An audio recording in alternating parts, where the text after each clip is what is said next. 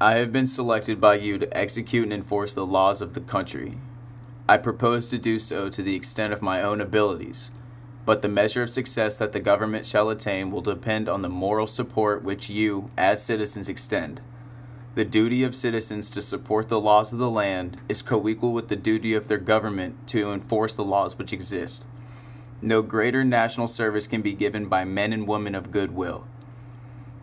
Our country is a land rich in resources, stimulating in its glorious beauty, filled with millions of happy homes, blessed with comfort and opportunity. In no nation are the institutions of progress more advanced.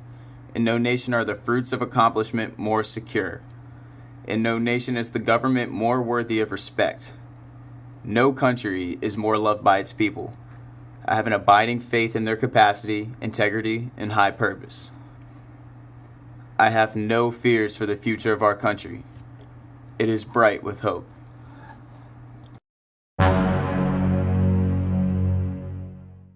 It came with a speed and ferocity that left men dazed. The bottom simply fell out of the market. The streets were crammed with a crowd of agonized little speculators, sold-out traders, inquisitive individuals, and tourists seeking a closer view of the national catastrophe. Where was this going to end? New York Times, October 24th, 1929. As homelessness increased, shanty towns of makeshift shelters spread into the vacant lots of American cities. It is hard for the country to realize that this era of easy finance is over. In respect to the government finance, as in respect to so many other things, Congress and the people of the country have radically to readjust their minds. Walter Lippmann, Social Problems of the Depression, Interpretations, 1931 to 1932. Across the country, people engaged in a daily struggle to feed themselves and their children. Poverty-stricken men and women waited in bread lines for bowls of soup and pieces of bread given out by charitable organizations. Hunger was so widespread that by 1932, 1 out of every 5 children in New York City suffered from malnutrition. Poor diets caused some Americans to suffer long-term health effects, such as problems with their teeth and eyes. I wish to say something more on what I believe is the outstanding ideal in our whole political, economic, and social system. That is equality of opportunity.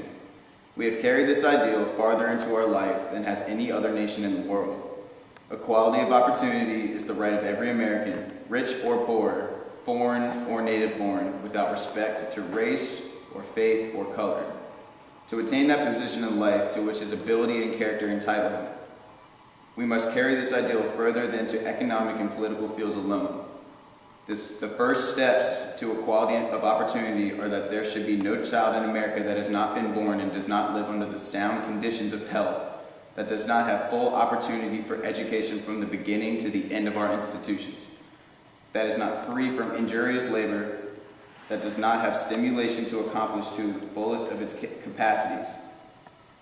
It is a matter for concern to our government that we shall strengthen the safeguards to health, that we shall strengthen the boroughs given to research, that we shall strengthen our educational system at every point, and that we should develop cooperation by our federal government with state governments and with the voluntary bodies of the country, that we may bring not only better understanding but actions in these matters.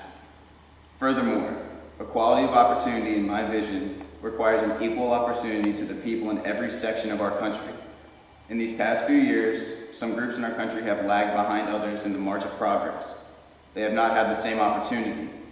I refer more particularly to those engaged in textile, coal, and in the agricultural industries.